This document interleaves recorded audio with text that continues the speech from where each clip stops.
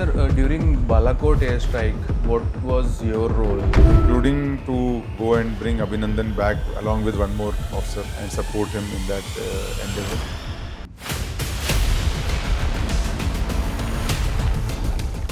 Because of he went to Pakistan and Pakistan से वो वापस आए, it is our assumption कि उनको drugs भी दिए होंगे, it is our assumption कि उनको कुछ chemical. Whenever a prisoner of war comes or somebody who's been captured by your adversary, there is this proper protocol. Rafale is a 4.5 generation aircraft. J-20 is a 5th generation. Today, China 6th generation fighter को fly कर रहे हैं. So they are almost at par with United States. So they are way ahead of India. They are about 15-20 years ahead of India. And what we have seen in Sindoor, China and Pakistan are a single entity now. Yeah. They are no more two different entities. ये लोग बोलते हैं ना, leaders are born. Leadership can be created. Leadership can be achieved. When I was very young and I was flying a MiG-21, coming for landing, the engine quit. Thin line where you can eject or you cannot eject. Right. So I took a decision to go ahead and land, and it worked out. Sir, आप कौन से branch का part थे when you got commissioned? Air force में Kunal basically आप दो में divide करते हैं. एक तो फ्लाइंग ब्रांच होती है और दूसरी होती है ग्राउंड ड्यूटीज़. तो फ्लाइंग ब्रांच में बेसिकली पायलट्स और नेविगेटर्स होते हैं, और ग्राउंड ड्यूटीज़ में engineers, administration, accounting services, logistics, air traffic controlling, fighter controlling, बहुत सारे ऑप्शंस होते हैं. इनफैक्ट लीगल भी है. So there are lot of branches in air force, और हर ब्रांच एक स्पेशलाइजेशन देती है एयरफोर्स की ओवरऑल फंक्शनिंग के लिए. मैंने एयरफोर्स ज्वाइन किया था 1986 में. ट्रेनिंग शुरू की थी 1985 में. एयरफोर्स एडमिनिस्ट्रेटिव कॉलेज कोयम्बतूर में होता था उस टाइम, अभी भी वहीं है. और उसके बाद मैं फाइटर पायलट बना, और करीब 39 साल की सर्विस के बाद पिछले साल 31 अगस्त को रिटायर हुआ.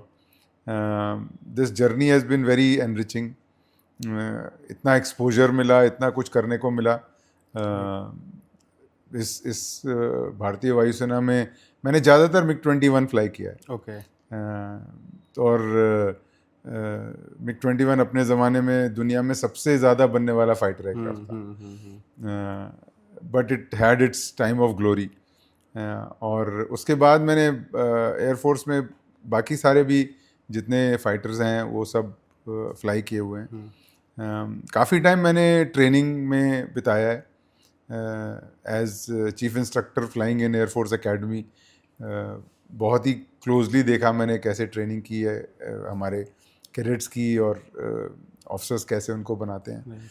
तो ये सब एक्सपीरियंसेस हैं जो मुझे करीब 40 साल की सर्विस के बाद एक कॉन्फिडेंस देते हैं कि भाई yes, I have contributed to the nation. Yeah, right. Kunal, MiG-21 1950s का एयरक्राफ्ट है एक्चुअली.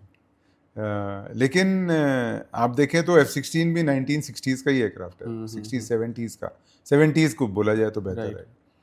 तो बेसिकली क्या होता है, कोई भी एयरक्राफ्ट की लाइफ करीब 40 साल से 50 साल होती है. 30 और 50 के बीच में डिपेंड करता है कि वो कितना अपग्रेड्स के लिए कितना फेवरेबल है या नहीं.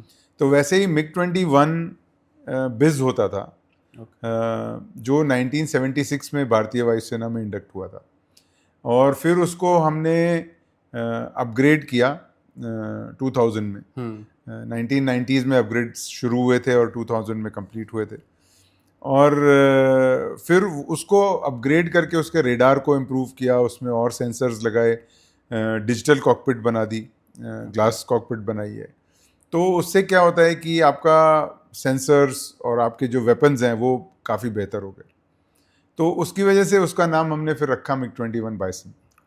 और क्योंकि पहले MiG-21 सिर्फ जो हम बोलते हैं ना विद इन विजुअल रेंज, कि आप सिर्फ 4, 5, 6, 7 किलोमीटर तक ही फायर कर सकते हो आपकी वेपन्स. अब क्या हुआ उसके बाद, जब हमने अपग्रेड किया, बाइसन बनाया, तो करीब 70-80 किलोमीटर तक की रेंज हो गई उसकी फायर करने की वेपन्स की। तो उसकी वजह से क्या फ़ायदा हुआ कि आप एक किसी भी कंटेम्प्रेरी फाइटर के साथ आप compete कर सकते थे। तो वैसे ही F-16 के साथ हुआ।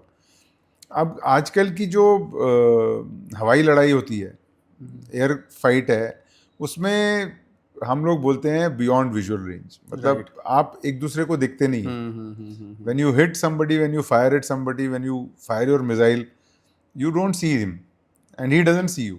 सो वो जो डॉग फाइट बोलते थे ना पहले, वो सब ऑलमोस्ट खत्म हो गया। तो उसमें क्या है, अब आप डॉग फाइट नहीं कर रहे एक दूसरे के साथ, आपकी अपॉर्चुनिटी है, आप उस जगह पर आ गए हो, आपका वेपन आपके एडवर्सरी से बेहतर है और आपको एक चांस मिला, उस टाइम आपने वेपन फायर कर दिया।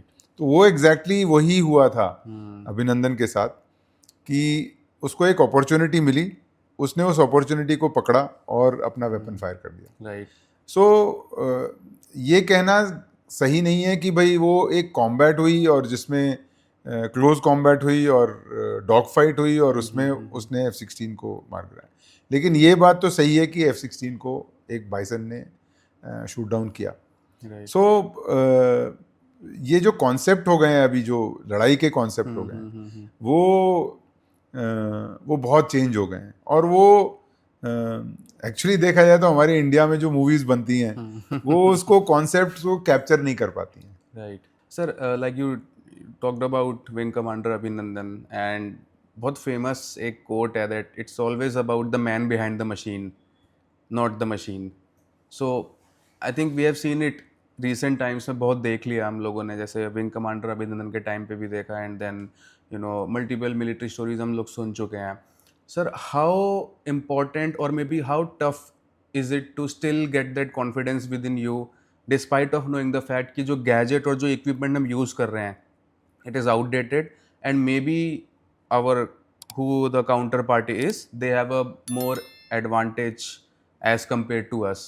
वो कॉन्फिडेंस बिल्ड करना सर कितना मुश्किल होता है, बिकॉज राइट नाउ अगर मैं अपनी फील्ड के बारे में बात करूँ, if I am into IT, whenever someone starts, कोई अपने कॉलेज से ग्रेजुएट होके जा रहे हैं, पीपल ऑलवेज से कि हमें अच्छा लैपटॉप चाहिए, मैकबुक चाहिए, ये वाला HP का लैपटॉप चाहिए, बट नोबडी टॉक्स अबाउट कि लोवेस्ट से स्टार्ट कर सकते हो आप, right? So how do you relate this thing to military mindset कि equipment भी you have a inferior version, maybe not exactly inferior, but बोल सकते हैं kind of inferior as compared to what the counter person is having, and then still having that tough battle. You have to know your own level of training and then aspire to reach a certain level in training and capability, competence. तो उसको बोलते हैं knowledge और skills का मिश्रण। ये knowledge और skills आप पढ़ोगे तो आएगा, आप स्टडी करोगे अपने एडवर्सरी को तो आएगा जी, और दूसरा आप खुद कितनी देर उसको विजुलाइज कर सकते हो तो आएगा। राइट। तो और यही एयरफोर्स में होता है। किसी भी सर्विस को आप इक्विपमेंट देते हो, आपकी कोशिश ये रहती है कि वो इक्विपमेंट और अच्छा हो जाए और भी बेहतर हो, and you should be better than your adversary. Right. In some ways you will be better than the adversary, in some ways you may not be. Right. And this is a question of technology. तो जैसे जैसे technology बढ़ती जाएगी वैसे वैसे दो different countries में acquisition जैसे हो रही है उसके हिसाब से होगा। तो उसमें आपने जब अपने आप को स्टडी किया और आपने अपने अपोनेंट को स्टडी किया और फिर जो अपनी स्ट्रेंथ हैं उसको उसकी जो शॉर्टकमिंग है उसके अगेंस्ट कैसे पिच करोगे, जो उसकी स्ट्रेंथ है उससे अपने आप को कैसे बचाओगे। Right. Basically it is a question of cat and mouse game कि वो he wants to shoot you, you want to keep yourself safe and now look for an opportunity where you can shoot. Right. Sir, so this is the basic thing, and so it is not a question of you always want superior weapons, you always want a superior aeroplane, you always want superior, and सबसे ज़्यादा important आजकल की air combat में है, it is no more a single person fighting. It is a team which is fighting. Right. तो जो आपका controller है जो एक रडार में बैठा है, वो आपके साथ जो और पायलट्स हैं और जो एयरक्राफ्ट हैं, वो तो आप एक टीम बनाते हो। वो टीम कैसे मनूवर करती है, वो टीम कैसे काम करती है, वो इम्पोर्टेंट है। Right. And if that team has got good tactics, if it manoeuvres well, then you will always win, even if your adversary is better. And हम लोग वो ट्रेन करते रहते हैं हमेशा।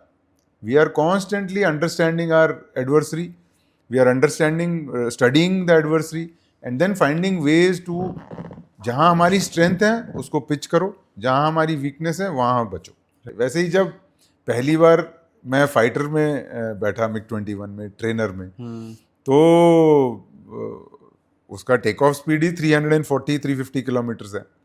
तो जब तक आपका दिमाग काम कर रहा है कि भाई अभी ये, तब तक एयरक्राफ्ट टेक ऑफ हो जाता है। So initially it was, you understood, you realise कि things are very fast, but slowly once you get trained, you train yourself, spend more time, we try and visualising. इसकी एक simple example दूंगा मैं आपको, कि आज आप गूगल मैप्स देखते हो, है ना। पहले हमारे टाइम में कोई गूगल मैप्स नहीं होते थे। हम तो पूरा कंट्री ड्राइव करते थे बिना गूगल मैप्स के। ऐसे एक पूरा मैप खोल के चले जाते थे और रास्ते में किसी को पूछ लेते थे। लेकिन जब आप गूगल मैप यूज़ करते हो, जब आप स्ट्रीट व्यू में जाते हो, आप एक विजुअलाइज कर सकते हो।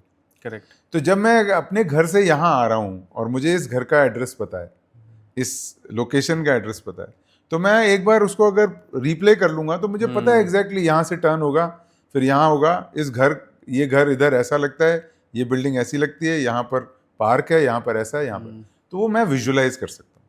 वो विजुअलाइजेशन सबसे इम्पॉर्टेंट फैसेट है किसी भी एक्टिविटी का। जहाँ भी आपकी साइकोमोटर स्किल्स हों, उसके लिए वो बहुत इम्पॉर्टेंट है। एंड यही हम लोगों ने यूज़ किया धीरे धीरे to improve upon this thing. So पहला एक्सपीरियंस अगर देखा जाए तो बहुत अच्छा था ग्लाइडर में, बिकॉज वो बहुत स्लो स्पीड है, 40-50-60 किलोमीटर की स्पीड पे। उसके बाद हम एक पिस्टन इंजन में गए, फिर सीधा जब ट्रेनिंग में जेट में गए किरण में, तो काफ़ी तेज़ लगा हमको। फिर MiG-21 में गए तो और भी तेज़ लगा, पता ही नहीं चला कि एयरक्राफ्ट टेक ऑफ भी हो गया। तो ये सब चीज़ें होती हैं और यही सरप्राइजेज हैं, यही एक एक्साइटमेंट है फ्लाइंग का, कि भाई कि भाई ये अननोन है, ये टेरिटरी हमने देखी नहीं है। और जब उस टेरिटरी में आप जाते हो तो सरप्राइजेस भी होते हैं, एक्साइटमेंट भी होता है, और वो एक चैलेंज है आपकी लाइफ का कि भाई इतने सारे लोग कर सकते हैं तो मैं क्यों नहीं कर सकता। सर एक नॉर्मल मैं 19-20 साल के या 25-26 साल के लड़के का माइंडसेट बताता हूँ। Speed always gives you high, right, and कुछ टाइम बाद वो स्पीड उतना हाई देती नहीं है। मे बी अगर मैं आज 100 पे गाड़ी चला रहा हूँ, कल को 100 पे, एक साल बाद मेरे को 100 पे नहीं मज़ा आएगा, क्योंकि 300 पे आप MiG-21 चला रहे हैं, then you might have Tejas, you might have some other aircraft, उसकी speed definitely take off speed ज़्यादा होगी, या फिर उसके अंदर कुछ ऐसी कैपेबिलिटीज़ होंगी which you have not, again जैसे आपने बोला कि इट्स अ ब्लाइंड टनल, आपको नहीं पता, it's quite new to you, the high is still there, और वो मोनोटोन हो जाता है कि ठीक है एयरक्राफ्ट ही तो है। There are no two sorties which are same. I have flown more than 5,000 hours on fighters and all types of aircraft. So I have flown close to about 7,000 plus takeoffs and landings. तो अगर मैंने इतने सारे take off और landing किए हैं, and I tell you that no two sorties are same, that is the challenge, and that keeps you on your toes all the time. वो हम सिखाते हैं लोगों को कि भाई कोई भी दो मिशन एक जैसे नहीं होंगे। वो मिशन का कॉम्पोजिशन, उसका नाम भले ही सेम हो, लेकिन जिस तरह वो अनरेवल होंगे वो सेम नहीं होंगे, राइट। और जो ये बात है कि नए एयरक्राफ्ट आएंगे तो उसकी स्पीड बढ़ जाएगी, ऐसा नहीं है। इनफैक्ट Su-30 की take off speed is lesser than MiG-21। Rafale की take off speed is less than MiG-21। MiG-21 has been the fighter with the highest takeoff and landing speed बाकी जितने भी एयरक्राफ्ट हैं हमारे पास, बिकॉज हम ये चीज़ें देखते हैं कि भाई वो एयरक्राफ्ट को टेक ऑफ और लैंड करना एक चैलेंज नहीं होना चाहिए, उसको फ्लाई करना, उसको ऑपरेट करना चैलेंज है। तो जो थ्रिल है, thrill is not of speed. जो स्पीड का थ्रिल है वो लो लेवल पे है। The thrill is of the mission, the thrill is of firing a weapon, the thrill is of getting the weapon on target. Right. जो वो challenge है, वो चैलेंज है। Thrill is not of flying fast और slow, thrill is of when you go as a full mission, how do you jointly as a team execute the mission, वो thrill है। Right. And so how efficiently आप अपने mission को achieve कर रहे हो, वो थ्रिल है। Thrill is not of speed, वो इनिशियली थोड़ी देर के लिए होगा, उसके बाद and your mind is not, let me tell you Kunal that जो हम बोलते हैं कि ये थ्रिल है, और जब हम अपने आप को प्रिपेयर करते हैं ना एक मिशन के लिए, आपका फोकस पूरा चेंज हो जाता है। You forget everything, you don't think about your family, you don't think about your house, you don't think about your car, you don't think about nothing. आपका फोकस पूरा, जो आप इतना सोचते हैं, वो ऐसे करके इतने में आ जाता है, and then you are completely focused on the mission. आपको कोई नहीं याद आता उस टाइम। राइट। जब आप एयरक्राफ्ट में होते हैं तो आपको कोई नहीं याद आता है, आपको बस मिशन याद रहता है कि भाई मेरे को ये करना है, क्योंकि उसमें इतनी सारी एक्टिविटीज होती हैं कि आपको टाइम ही नहीं मिलेगा ये सोचने का कि भाई मेरे को वो भी सोचना है। राइट। कोई टाइम नहीं होता। एनी स्पिरिचुअल थेरेपी दैट आपको लगा कि इतने साल सर्विस करने के बाद एक स्पिरिचुअल मंत्रा या फिर एक आइडियोलॉजी जो न्यू डेवलप हुई आपके अंदर? जो बेसिक आइडियोलॉजी जो मेरे में डेवलप हुई है through this full service of 40 years is nothing but discipline, nothing but hard work, nothing but being completely professional, and most importantly, you can't make a mistake in the aircraft. दो तरह की mistake आप कर सकते हो life में भी, दो तरह के मिस्टेक हैं। एक मिस्टेक जो आप करेक्ट कर सकते हो, दूसरा mistake which will lead to a fatality or death. And so you have to understand that you cannot make a mistake. And so you have to understand whatever you are doing, your job so well, that it makes you understand that if I make a mistake now, whether it leads to a fatality or it can be corrected. Right. And that is the difference that I've realized in my service, that yes, what is your priority, how do you do a thing, how do you do it well, so ye sab, and actually the best part of military is zero religion. We are not religious at all. We in our personal lives we may follow a particular religion, but हम किसी भी एक religion को propagate नहीं करते। हमारे लिए सारे रिलीजन इक्वल। राइट। लेकिन स्पिरिचुअलिटी है, spirituality is, it helps you to focus your mind, it helps you to remove the clutter, it helps you to manage your time, and that is, उसको हमने नया नाम दे रखा है माइंडफुलनेस। तो मेरे हिसाब से ये जो डिसिप्लिन होता है ना, इसके अलग अलग हमने नाम दे दिए हैं। राइट। स्पिरिचुअलिटी, माइंडफुलनेस और काफी तरह के, हाँ ये सब चीजें हैं। बट जो डिसिप्लिन अगर आप में है, आपकी लाइफ में है, आपके एक्शंस में है, तो ये सब चीजें ऑटोमेटिकली आपके पास आएंगी। Right. So first is professionalism, second is values and ethics, third is discipline, professionalism, and most importantly a sense of community living, कि भाई we are, full Air Force is one big family, and we are responsible for each other. Sir, as a human, how brutal are you in tackling your emotions? A lot of people say I have no emotions. You see, ultimately, every human being has emotions. Right. The aim is how you control your emotions. Aim is how you look at emotion and your own emotional well-being. देखो जब आप war fighting is very transactional in nature. Right. War fighting is not emotions. War fighting में ये सही है या गलत है. War fighting में there are no grays. There is no scope of grays. So at that point in time you cannot start thinking कि भाई should I think differently? So I feel emotions should be harnessed. Emotions have to be controlled. And in a military system, we cannot have emotions. We have to be very transactional in our dealing with people because it involves life and death. Right. And so अगर आप emotional हो जाते हो और किसी के बारे में उसको बोलते हो चलो एक और चांस दे देते हैं और हो सकता है ये ठीक हो जाए, हो सकता है he or she can achieve the level of knowledge and skills that are required, then you are playing with somebody else's life.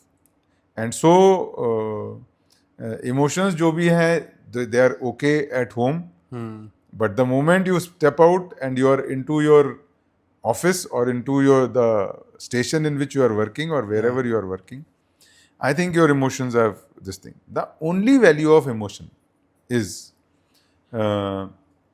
कि भाई आप जानते हो कि एयर फोर्स और military is not a job, it is a profession.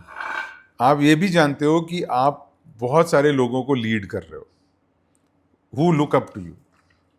आप ये भी जानते हो कि उनका वेलबींग बहुत इंपॉर्टेंट है आपके लिए, क्योंकि अगर वो उनका वेलबींग अच्छा होगा, वो खुश होंगे, वो मोटिवेटेड होंगे, तो they will fight when you are leading. They will do whatever. Right. So military is nothing but leading your men into battle or war.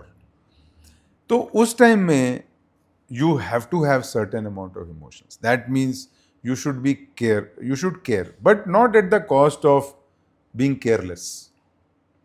अगर आपको कोई बेवकूफ बनाने की कोशिश कर रहा है, obviously you should not be emotional. कि भाई इमोशन कब होना चाहिए और कब नहीं होना चाहिए. It is so you cannot be an emotionless person and you can't be emotional person.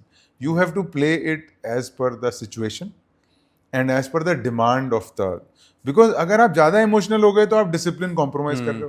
Correct. अगर आप कम इमोशनल हो गए तो आप किसी का वेलबींग कॉम्प्रोमाइज कर रहे हो. तो it's a very thin line that you have to walk. Sir but वो कैलकुलेशन तो बहुत टफ है ना, बिकॉज मतलब मैं अपनी आइडियोलॉजी बताता हूँ जो मेरे को अभी तक टिल द टाइम अभी तक जो मैंने लाइफ जी है, एंड अगर मैं उसको कॉन्शियसली सोचूं तो व्हाट आई फेल्ट इज कि human emotions they are uniform.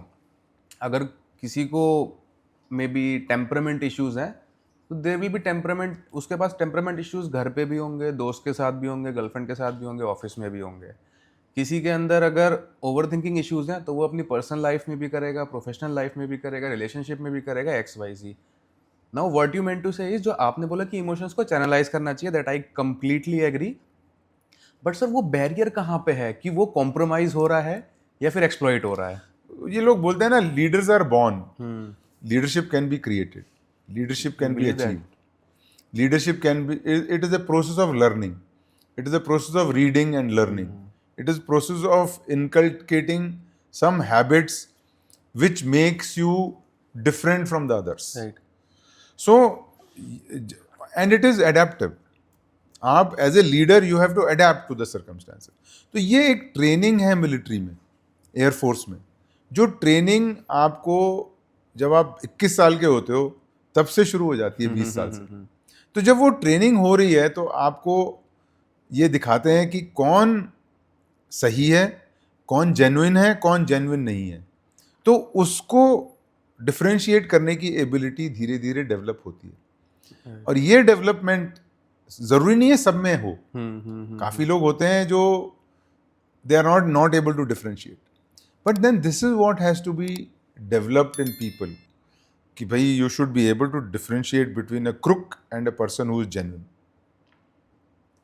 Right. And that is the difference when it comes to, so it is not, yes, जो आपने बोला कि भाई जो ओवर थिंकिंग है, जो इमोशनल है, वो होगा, वो उसका नेचर है, वो उसकी पर्सनैलिटी है, but that is the difference that we try and bring about. Right. बहुत टाइम से ना ये मैं क्वेश्चन पूछता हूँ, बड़े यंग ऑफिसर्स से पूछता हूँ ये क्वेश्चन। मैं जब भी जाता था मैं सबसे पूछता था कि भाई are you reflection of the society?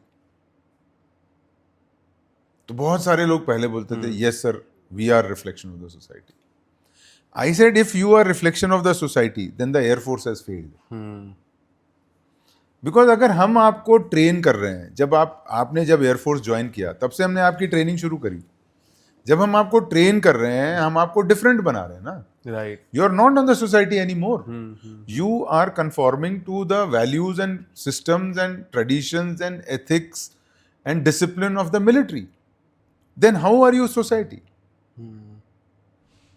After some time, people started accepting, yes, we should not be the reflection of society.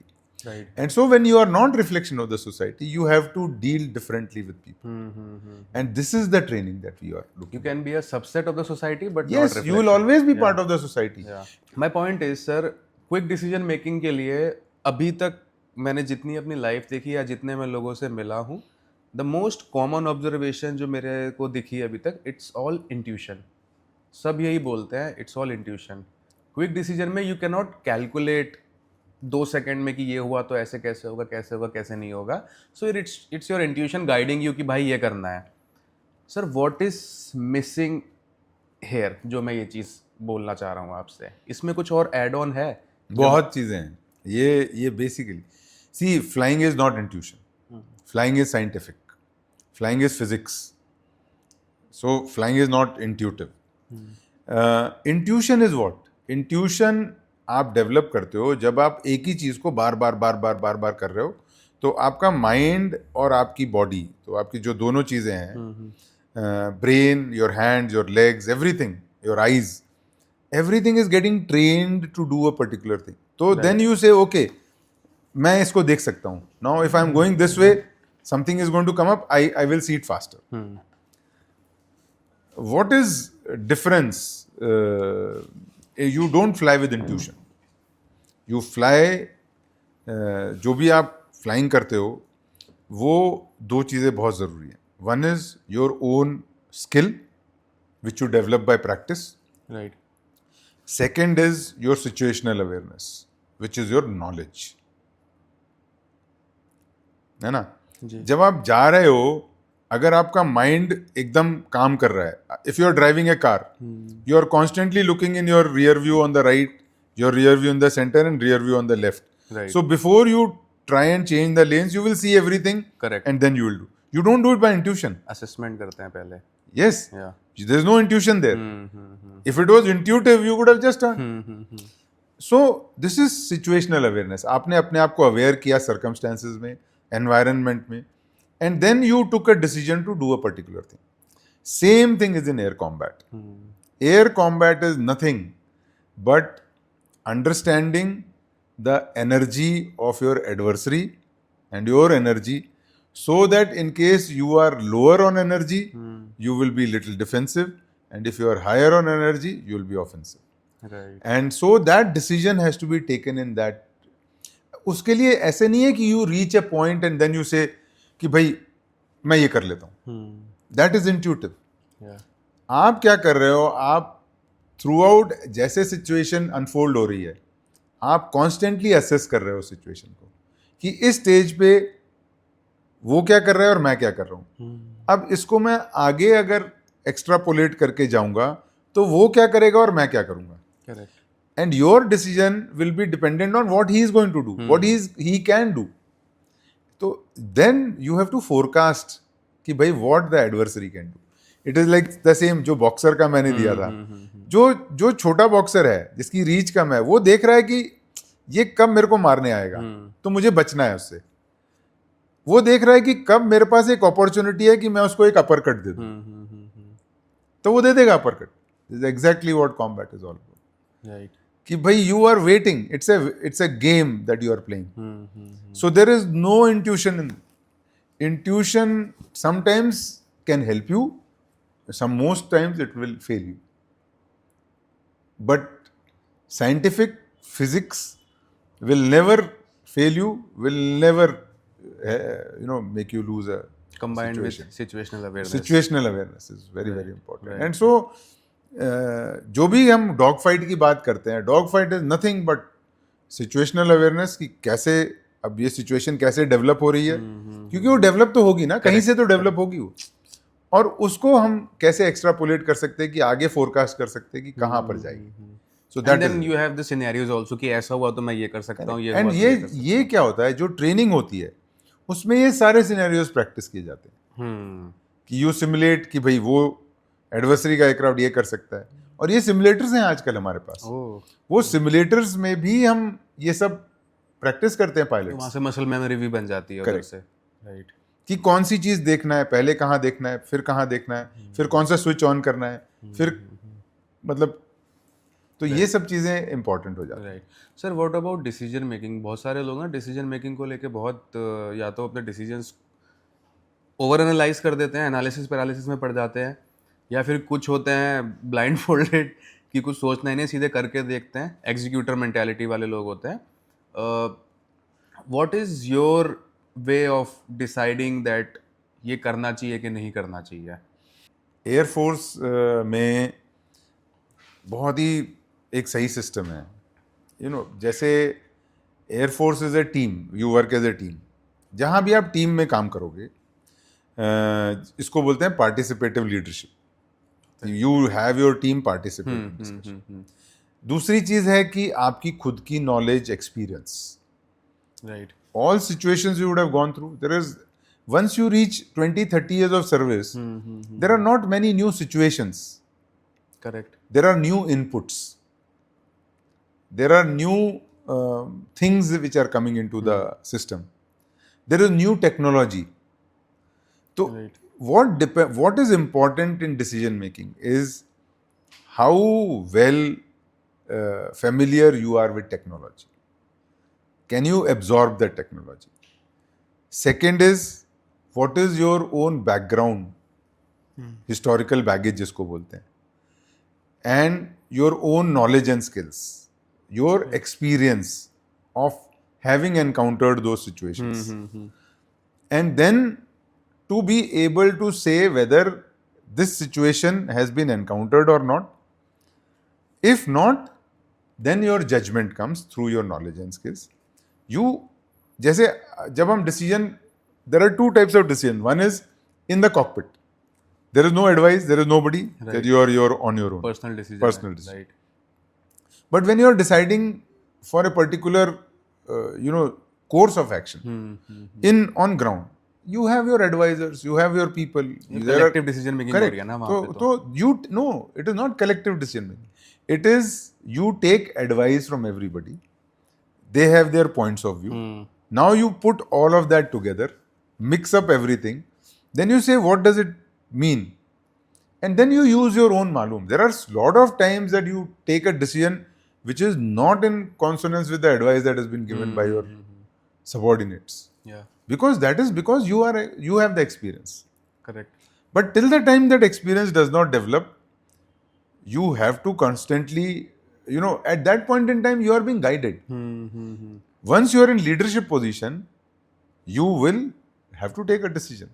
And the best part of military is you will never have 100% information to take a decision. Correct. Especially during war. So you have to take that decision. Some decisions will be right, some decisions may not be right. But like I said earlier, decisions should be taken in two parts. One is your decision should not lead to somebody's death, and your decision, whether it fails or whatever it is, it does not matter at certain point in time. Right. But it should be taken in with fair amount of thought. Right. Something which I can relate to is there was when I was very young and I was flying a MiG-21. On coming for landing, I had a bird hit and the engine flamed out. The engine quit, and somebody told me eject, somebody told me land, but I took a decision based on what I assessed, Yeah. and I landed the aircraft. आपकी side पे थे उस time पे जब I bird was hit only हुआ? at 80 meters, 70, 80 Oh. meters. Just about, that thin line where you can eject or you cannot eject. Right. So I took a decision to go ahead and land, and it worked out at that point. But then again, in that split second, I considered what is right and what is wrong. And as per procedures, what is right and what is wrong. And so that is what is most important. That your decisions will always be right if you follow the book. Your decisions may be wrong if you just don't follow the book, then you can go wrong. सो जो जी force की जो हम बात करते हैं basically उसके पीछे का मैकेनिज्म क्या है? बिकॉज ठीक है सडनली हमें एक ग्रेविटेशनल फोर्स हिट कर रही है, इज इट लाइक कि ब्रेन उसको कॉम्प्रिहेंड नहीं कर पाता है या फिर it's some other dynamics? It's very interesting. G is what? It is, जब आप जमीन पे हैं तो आप 1G कंडीशन में हैं. करेक्ट. तो आपकी बॉडी वेट जो भी है आपके ऊपर है, तो वो आप जब आप हवा में जाते हैं, जब आप एक्सेलरेट करते हैं, मतलब जब आप टर्न करते हैं, हॉरिजॉन्टल प्लेन में टर्न करो या वर्टिकल प्लेन में, राइट. तो एक वो सेंट्रीफ्यूगल फोर्स है जो आपको पुश करेगा, और एक सेंट्रीपिटल फोर्स है जो आपको खींच रहा है सेंटर पे. तो ये फोर्सेस मैनिफेस्ट करते हैं अपने आप को जी में. उसको हम बोलते हैं जी. तो जो आप बोल रहे हो कि वर्ल्ड वॉर 2 और अभी के बाद कोई कंपैरिजन नहीं है, क्योंकि वर्ल्ड वॉर 2 में जो पायलट्स थे और जो एयरक्राफ्ट थे वो 4-5 जी से ज़्यादा नहीं फ्लाई कर सकते थे. तो वो 4-5 जी को एंड्योर करना पायलट के लिए इज नथिंग ग्रेट. ओके, बहुत यूजुअल बेंचमार्क है. यू आर, हाँ, तो you are trained to and physically you can do that. But now today's aircraft are clear to generate about 9G. And 9G is what is almost 1 9 point times your- or double, almost double Yeah. what you were now. What is the meaning of 9G? What is the meaning of 9G? का मतलब ये है, let us say अगर आपका body weight 100 kilo है, तो जब आप 1G पे हैं तो आप 100 किलो ही फील करेंगे. जब आप 9G पे हैं तो आप 900 किलो फील करेंगे. Right. 900 किलो कोई आपके सर पे रख देगा, फिर कैसा लगेगा? वो डिफरेंस. जी में क्या होता है, जब आप हायर जी में जाते हो, वो सेंट्रीफ्यूगल फोर्स की वजह से आपका जो हार्ट है वो आपको ब्लड पंप कर रहा है पूरे बॉडी में, इंक्लूडिंग योर ब्रेन. जब आपका ब्लड, और आपकी आईज क्यों काम करती हैं? क्योंकि आपकी आंखों में भी ब्लड जा रहा है from your heart. Correct. Now you imagine your heart is working at something at 1G.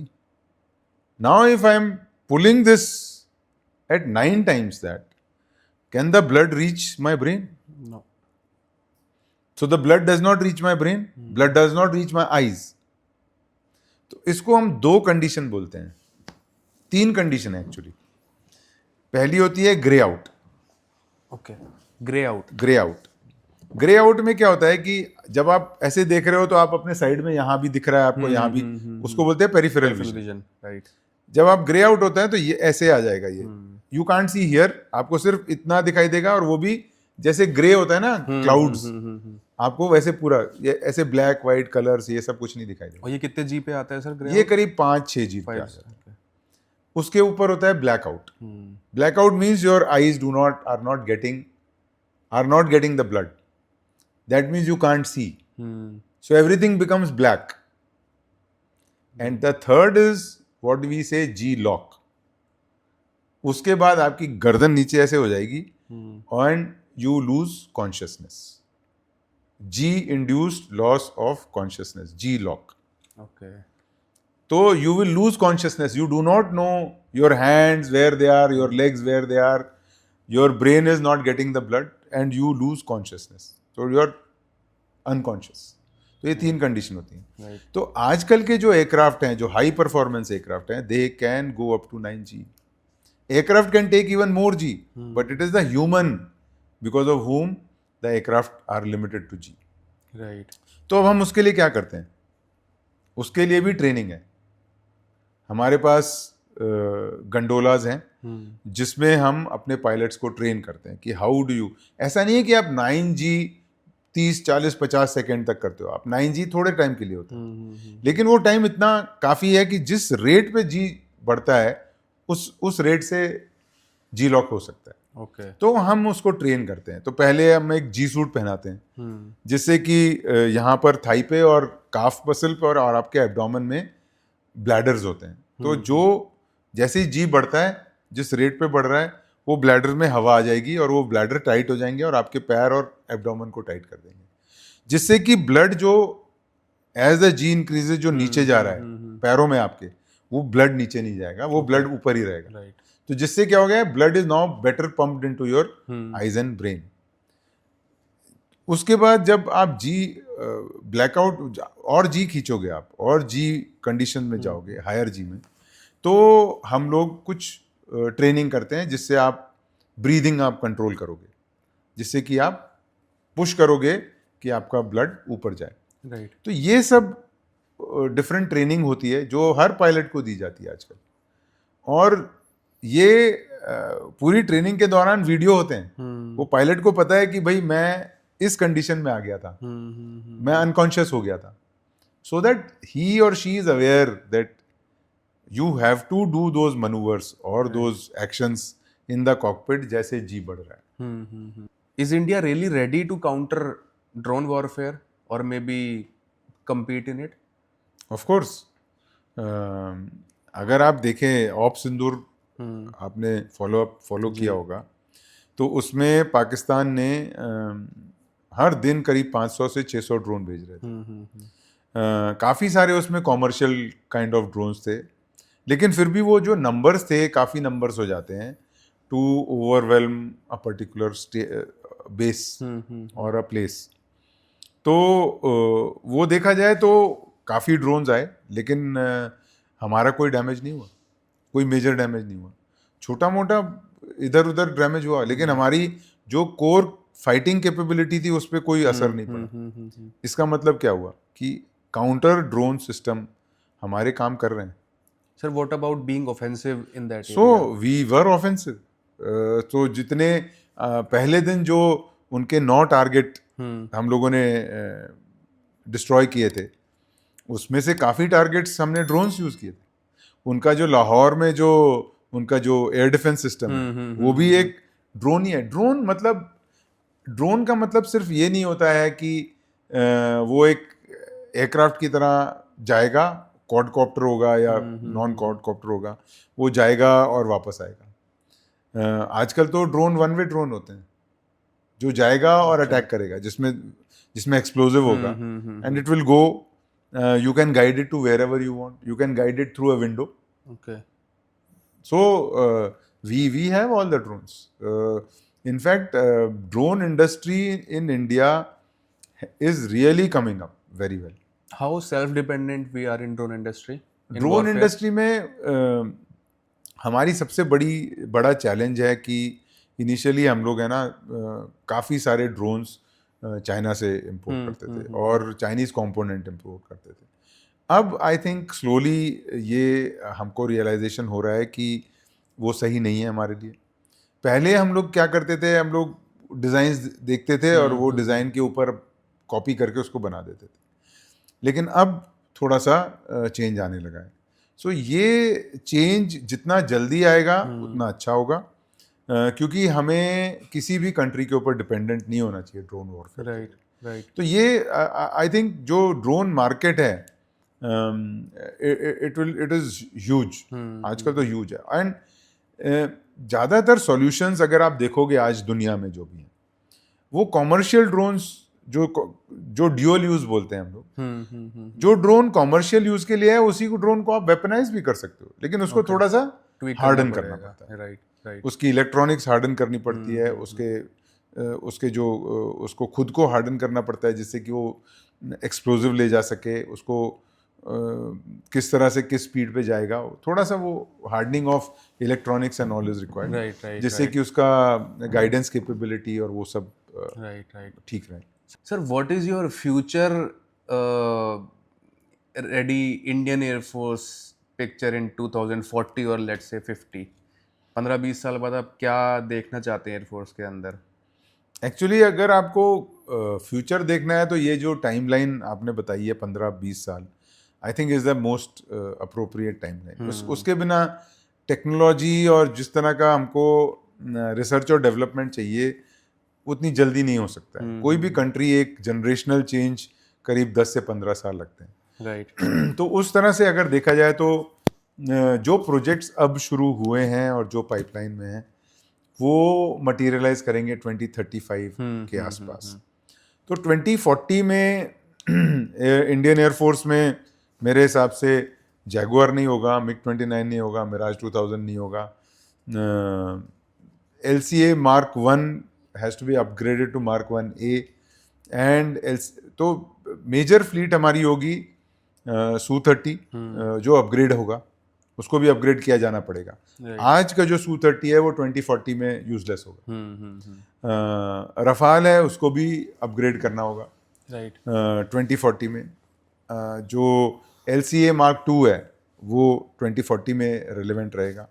LCA Mark 1A को बेटर रेडार, बेटर वेपन्स देने पड़ेंगे और आर्म का हैज़ टू बी कम्प्लीटली प्रोडक्शनाइज। सो जो मैं एयरफोर्स देखता हूँ 2040 में उसमें मैं देखता हूँ करीब 200 से 250 आर्म का होने चाहिए, करीब उतने ही LCA Mark 2 होने चाहिए, LCA Mark 1 कम नंबर में, और Su-30 और रफाल। रफाल के साथ जो हमारा मल्टी रोल फाइटर एयरक्राफ्ट का जो टेंडर है, अगर वो हो जाता है तो करीब 150 वो जहाज़ हो जाएंगे। 36 ऑलरेडी हैं, 114 और आने हैं, तो 150 वो जहाज़ होने चाहिए। और सबसे इम्पोर्टेंट जो मैं देखता हूँ आजकल जो फ्यूचर ऑफ वॉरफेयर है वो नेटवर्कड है। राइट। तो उसमें नेटवर्क के लिए हम जितने आत्मनिर्भर रहेंगे, जितना सेल्फ डिपेंडेंट रहेंगे, उतना ही बेहतर होगा, क्योंकि हम आजकल की जो भी टेक्नोलॉजीज हैं सब सॉफ्टवेयर डिपेंडेंट है। Correct.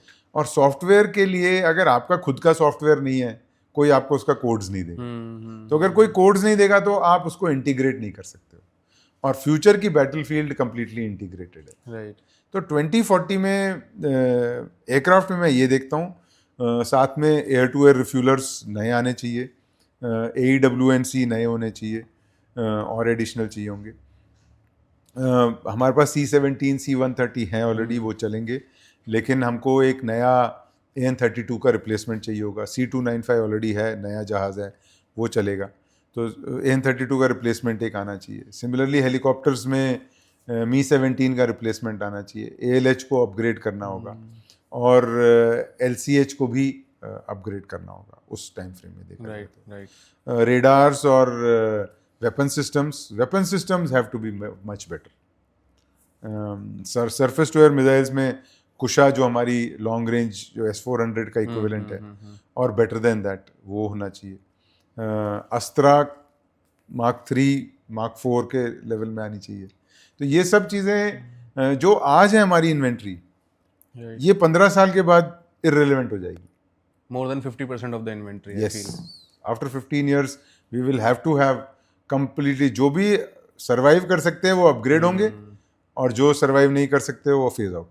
Sir, you have led thousands of men in your life. What is the difference between leader, legend? Because distinguishment बहुत मुश्किल है। Legend की कैटेगरी में बेसिकली आप किसको लेके आते हो एंड वो कैरेक्टरिस्टिक्स क्या हैं, and then same goes for leader also. Because कुछ लोग बोलते हैं कि जो टीम के साथ खड़ा रहता है that's a leader who takes charge, who takes ownership. गलती हुई तो भी मेरे सर पे है, अच्छा हुआ तो भी, like it goes to all. Legend और लीडर में how do you differentiate? See, leader is for a task and legend is for life.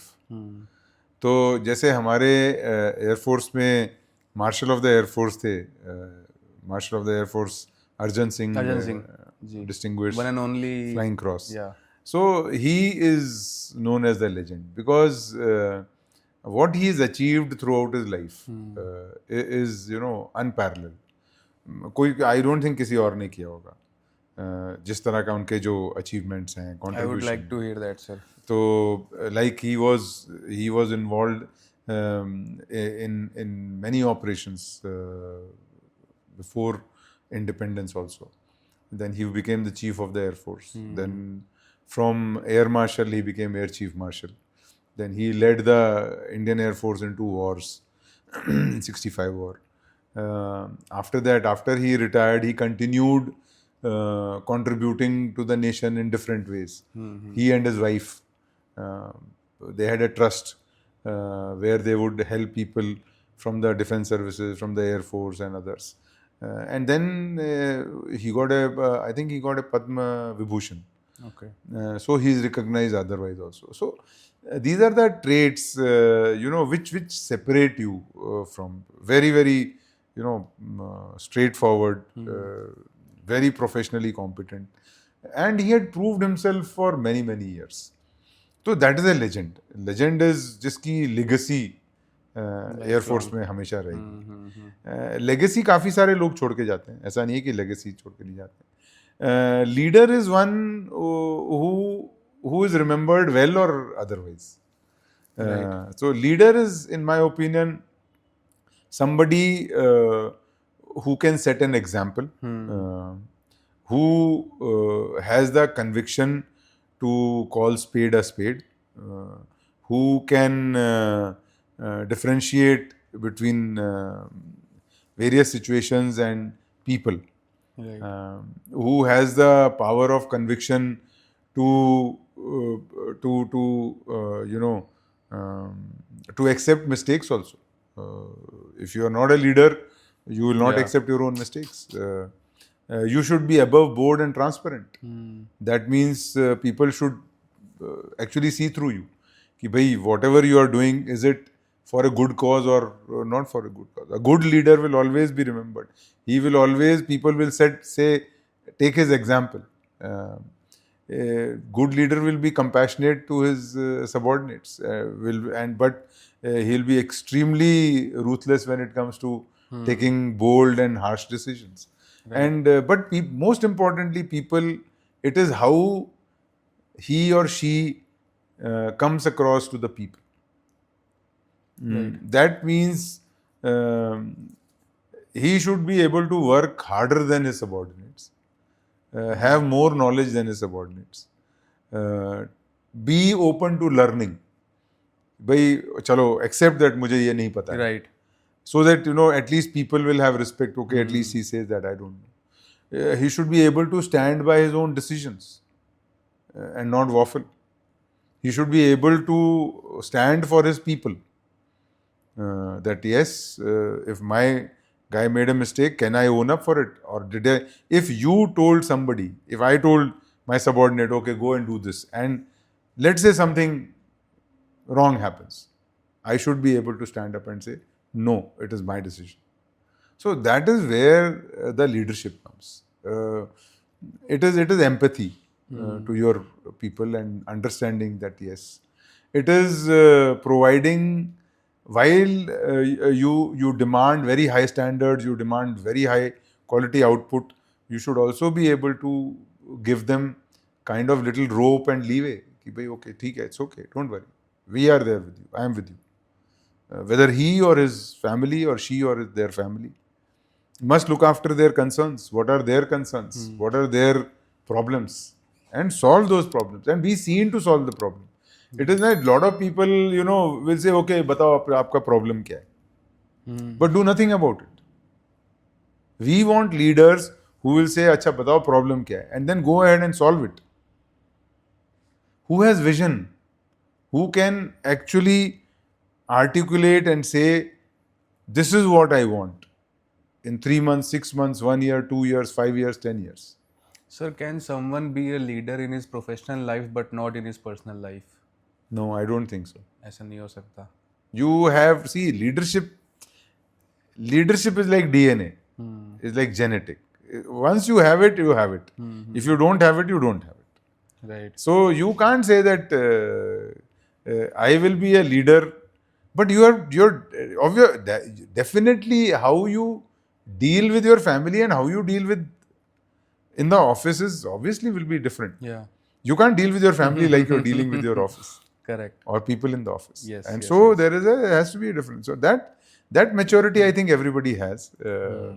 As you grow up, you build that maturity. And Right. the best part of the service, as you would have experienced, is that it is community. Yeah. There is a support system, and so the family is equally involved as the individual. Afwa meetings. जो भी है. Yeah. You know, a lot of people say afwa meetings, but there is a system Yeah. to give the support, because when there is war, the air warriors will all go. Right. So who will support? It's the families who have to Correct, support each other, correct. and that is where it is very important that the leadership understands it and is able to convey to the people that this is a requirement. This is where I think today in the present generation and the previous generation, this contradiction is coming up. They feel that where is the requirement? But the requirement, because till you don't see war, you don't understand the requirement. Right. Sir, during Balakot airstrike, like, what was your role? Like, what were you doing at that point of time? So I was the Indian Air Force spokesperson, and I took all the press conferences and press briefings and briefing the media. And there are a lot of other things which are classified, but when you see outside, that was my job, including to go and bring Abhinandan back along with one more officer and support him in that endeavor. And so that was a basic thing to put our to ensure that the Air Force narrative or the briefings are as correct, transparent, and convincing to the whole world. Right. And sir, like during ये जो dog fight वाला time था wing commander अभिनंदन वाला, it was media में आ रहा था कि he has been drugged and all that. So now even Major Gaurav Arya also said this thing in one of his videos कि because of he went to Pakistan and Pakistan से वो वापस आए, it is our assumption कि उनको drugs भी दिए होंगे, it is our assumption कि उनको कुछ chemical substance भी maybe consume करवाया, maybe forcefully और कैसे भी करके. So the Indian Defence Services will not be sharing critical information with him. Is it again a rumor? No, it is nothing like that. There is nothing like that, because when somebody comes back, there is a protocol. And whenever a prisoner of war comes back, or somebody who's been captured by your adversary and has been kept in captivity for even if for 24 hours, there is a proper protocol. And so that protocol was run on Abhinandan as it would have been with anybody else, as it was done with Nachiketa. Is it an assessment? No, there are a lot of other things that are there. So there are a lot of assessments, evaluations, tests, whatever are there. So there is a proper protocol which is implemented to ensure that the well-being of the person is established, that there are no injuries, that there are no other issues, that mentally that person is okay. Because see, finally when you are under duress, it is more mental than physical. Yeah, right. So there was no physical duress that he was put into. But obviously mental duress will always be done. Yeah. So we cannot to say that nothing was there. But I do not think that these allegations of chemicals or drugs or whatever is true. Okay, right. Sir, and sir, Chengdu के बारे में मेरे को पूछना था. Chinese 5th generation aircraft versus 4.5 generation Rafale. China का तो जो एयरक्राफ्ट और एयर वॉरफेयर है, इट्स हमसे शायद आई थिंक 4 times ज़्यादा स्क्वाड्रन्स हैं उनके पास, if I am not wrong. I might be wrong on the data, but मेरे को ऐसा लगता है. नहीं, अगर हम देखो, आप है ना, नंबर उनके पास भले ही ज़्यादा होंगे, लेकिन उनके पास लेगेसी एयरक्राफ्ट भी हैं, ऐसा नहीं है. बट अगर देखा जाए तो they are way beyond us. China की capability is gone far ahead of us. But China India को एडवर्सरी नहीं मानता. चाइना का जो भी डेवलपमेंट है वो यूएस सेंट्रिक है. So it's to counter US counter weapons. US, it is not to counter India. वो ऑटोमेटिकली इंडिया काउंटर हो जाएगा उसमें. Because if somebody is countering US, that capability automatically will counter India at this point in time. If we don't change ourselves, Right. if we don't develop our technology much faster, if we don't produce our equipment faster, and if we don't do rapid indigenization. And as far as Rafale and J-20 are concerned, Rafale is a 4.5 generation aircraft. J-20 is a 5th generation aircraft, close to 5th generation. Yeah. So it is, let us give the devil his due. Today, China is producing equipment, weapons, and they have technology. आज वो 6th generation fighter को fly कर रहे हैं, test कर रहे हैं. So they are almost at par with United States. So they are way ahead of India. They are about 15-20 years ahead of India. That is the difference that has come up now in terms of just the technology and numbers. आज उनके पास 300 J-20 हैं. 2035 में उनके पास 1500 J-20, J-35, J-50 और J-36 होंगे. So which will be more than twice the strength of Indian Air Force almost. Going by the present, Right. So there is no other choice but for India to step up. And we should not say that China's rises with respect to USA. That is there, but till our border issues are not resolved, China will remain a threat. And what we have seen in Sindoor, China and Pakistan are a single entity now. Yeah. They are no more two different entities. If any youngster has 3 to 5 minutes to talk to you about, what would be the guidance look like from your side for him? कोई भी हो, 20-25 साल का लड़का है, लड़की है. My guidance would be that think about, first is you must think about yourself. Think about what your future is, what your prospects are, where do you want to go. Have a long-term vision, not a short-term vision. Have achievable goals. Be disciplined and be a good citizen. Values and ethics must become a part of your nature rather than shortcuts in life. Because with shortcuts you don't go long. Yeah. And finally, find time, most importantly, find time to enjoy life. Yeah. To whatever extent you can, you must enjoy life. Because today what we are seeing is that the pressures are so much that we are looking at people, these mental health issues and things like that are there now. Yeah. Why are they there? There is pressure, there is stress, there is competition. We want to achieve so much. We are always looking at things. So that little satisfaction that today I must be satisfied with this, and the goal is always there to go.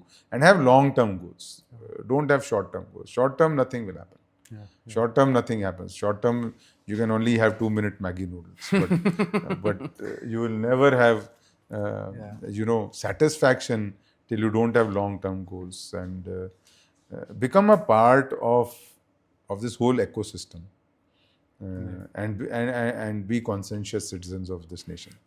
Sir, thank you very much, and it was a really great conversation with you. मेरे को बहुत अच्छा लगा बहुत सारी चीज़ें सुन के, and I wish you all the best for your future, sir. Thank you. And happy retired life.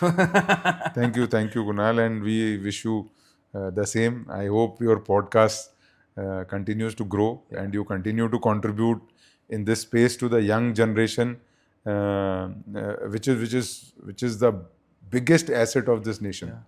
And I hope that this biggest asset makes India the number one nation in the world, from being number 4 in economy, but number 1 nation in everything. Right. Not in just economy.